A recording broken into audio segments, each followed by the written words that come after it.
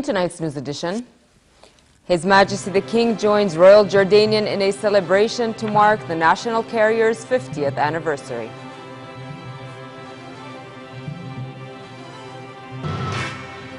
A suicide bomb attack on an army checkpoint outside the city of Benghazi leaves 7 soldiers killed in the first such incident in Libya.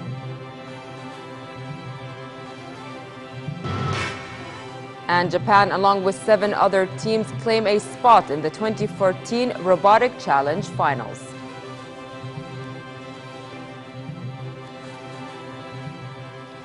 Good evening and welcome to the news at 10. His Majesty the King joined Royal Jordanian in a celebration to mark the national carrier's 50th anniversary. During a visit to RJ's new premises, the King toured a photo exhibition depicting the flag carrier's development since its launch in 1963, and also viewed a model of a modern aircraft and its functions from takeoff to landing. The King and the guests also watched a short film on RJ through the years since it launched its maiden flight to Beirut on December 15 and later grew its fleet to reach all continents. His Majesty congratulated RJ's staff on the airline's Golden Jubilee and expressed pride in their efforts to advance what he described as a national establishment over 5 decades. RJ has become a real ambassador of the kingdom and an embodiment of its bright image as it circled the world in its name, the King wrote in the visitor's book. During the ceremony, attended by His Royal Highness Prince Faisal bin Hussein and senior officials, King Abdullah honored a number of staff members and ex-employees for their service. He also received a memento, a Boeing 787 control device from the chairman of the board of directors, Nasser Lozi. Saudi King Abdullah bin Abdulaziz has appointed his son, Prince Mish'al, as governor of Mecca province. The position is one of the most prominent jobs in the country, and the move is the latest in a rolling reshuffle of senior ruling family members over the past 2 years. Prince Mish'al replaces Prince Khalid Al Faisal, who has been made education minister. He was previously governor of Najran province on the border with Yemen. The appointments were announced in a royal decree carried by state media. In Tel Aviv, a bomb exploded in a bus just outside the city after the bus driver was alerted to a suspicious object and passengers were evacuated. No one was hurt in the explosion, which Israel blames on Palestinian activists. An Israeli police spokesman confirmed the explosion on the bus was a terror attack and said the police are looking for suspects. There was no immediate claim of responsibility for the blast, the first such incident since Palestinian-Israeli peace talk resumed in July. Violence in the West Bank in recent months since negotiations got underway has killed at least 19 Palestinians and 4 Israelis in the occupied territory. In Syria, 42 people were killed when Syrian army helicopters dropped improvised barrel bombs in the northern province of Aleppo. According to the Syrian Observatory for Human Rights, separate air raids hit several districts in Aleppo, but the biggest toll was in Hanouno, east of the city, where some 6 children were among the casualties. The Human Rights Watch described the attack as illegal because it hit residential and shopping areas. Barrel bombs are explosive-filled cylinders capable of causing widespread casualties and significant damage. And over to Libya, where a suicide bomb attack on an army checkpoint outside the city of Benghazi left 7 soldiers killed. Eyewitnesses said a truck drove up to the gate at midnight, and when asked to stop, the driver blew up the vehicle loaded with explosives. Mangled pieces of metal were all that remained from the bombing, of which no group has claimed responsibility. Since an attack blamed on Ansar Sharia militants group at the U.S. consulate in Benghazi in September of last year, Western diplomats worry that the violence will spill over to the capital, Tripoli. Last month, the city saw the worst fighting in months between militants. Over to Egypt, where 3 prominent activists from the 2011 uprising that led to the fall of Hosni Mubarak have been sentenced to 3 years in jail. Ahmed Maher, Ahmed Doma, and Muhammad Adel were arrested after protesting in November over a new controversial law that restricted demonstrations. The activists were found guilty of organizing a recent UN-authorized protest without permission and assaulting policemen. The government has defended the new law which states that public gatherings of more than 10 people must be authorized. Officials say it is not the government's interest to limit the right to demonstrate, but rather to protect the rights of protesters. The trial was held on the grounds of the Torah prison, where ousted President Hosni Mubarak and also President Mohamed Morsi were both put on trial. Iran's Foreign Minister Mohammad Jawad Zarif said today that resumed talks between Tehran and 6 world powers in Geneva were not easy and pointed that negotiations need to go forward with accuracy and goodwill.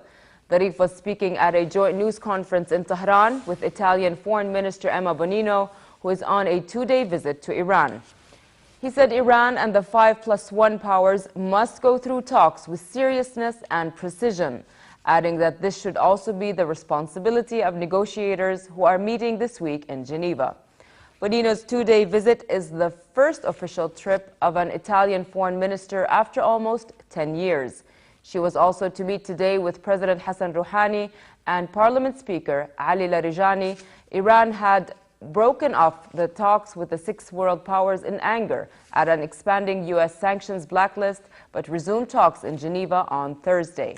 The technical talks, expected to involve nuclear as well as sanction experts, are meant to translate the political deal into a detailed action plan. Thousands took to the streets of Istanbul to protest against the government over a corruption scandal Prime Minister Tayyip Erdogan says is meant to undermine his rule. Scores of people, including the sons of ministers, have been arrested in the investigation process. Erdogan denounced the corruption inquiry as the work of dark alliances and vowed to expose those involved. He has sacked or moved to different posts about 70 police officers, including the powerful head of Istanbul's force, in a crackdown that launched the investigation. During a tour of the north today, Erdogan drew thousands of cheering supporters, but in Istanbul, demonstrators gathered in a square where a protest against government urbanization plans was scheduled but was dispersed by police. Tens of thousands of anti-government demonstrators massed peacefully across Thailand's capital in their latest bid to topple Prime Minister Yingluck Shinawatra before a February election the main opposition party will boycott. The Prime Minister has called a snap poll for February 2nd to try to cool tension and renew her mandate, but protesters reject any election until the implementation of reforms aimed at weakening the influence of her family. Chanting "Yingluck, get out," whistleblowing protesters gathered at locations around the city and set up stage at least 4 places, bringing traffic to a halt at 3 main intersections and in 2 commercial districts. The future of robotics has taken a major leap forward. The Homestead Miami Speedway hosted a competition that brought together the world's most advanced robots. The event hoped to spur the development of robots that can work in place where the dangers are too high for human intervention. Tech-savvy Japan led the challenge, where 8 teams claimed a spot in the 2014 finals and now have the opportunity to negotiate government funding for their robotic research and advancement. The 8 teams will be awarded up to $1 million in funding to prepare for the final round, after which the winner will take $2 million.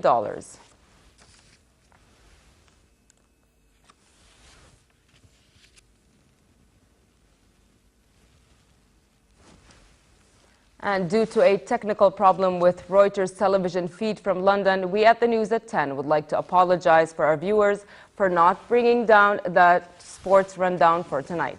We hope the technical problem will be sorted out by tomorrow.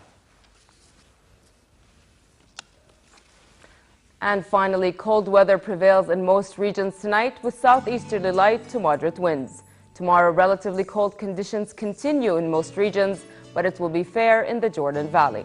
The Gulf of Aqaba should expect cold weather tonight, but fair tomorrow with northerly moderate to brisk winds and slightly choppy seas. The weatherman warns of freeze and frost formation after midnight and in the early morning hours, especially in the Badia and the hilly areas. Next are the lows and highs for tonight and tomorrow.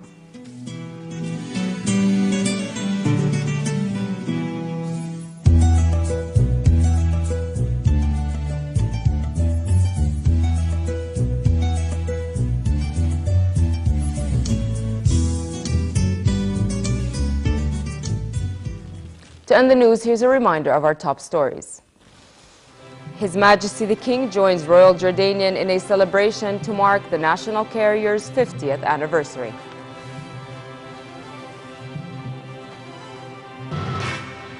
A suicide bomb attack on an army checkpoint outside the city of Benghazi leaves 7 soldiers killed in the first such incident in Libya.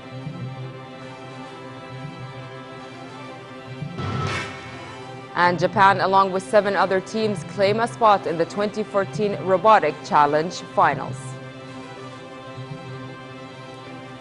With that, we come to the end of tonight's news. I'm Nancy Khair. Thank you for watching and have a good night.